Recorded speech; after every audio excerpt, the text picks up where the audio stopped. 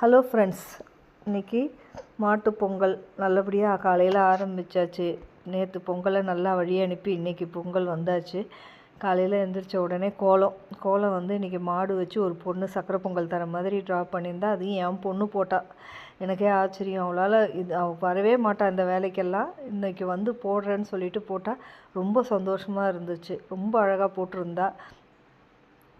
கூட கம்பெனிக்கு எதிர் வீட்டில் இருக்கிறவங்களும் சேர்ந்துட்டாங்க. கடைசியாக கலர் பண்ணும்போது ஒரே ஹாப்பியாக தான் இருந்தது. ரொம்ப சூப்பராக போட்டிருந்தா. இந்த ரங்கோலி பிடிச்சிருந்தா லைக் பண்ணுங்கள், கமெண்ட் பண்ணுங்கள். அடுத்தது காலையில் பொங்கல் சோறு சாப்பிட்டுட்டு ஜூடியோக்கு போயாச்சு.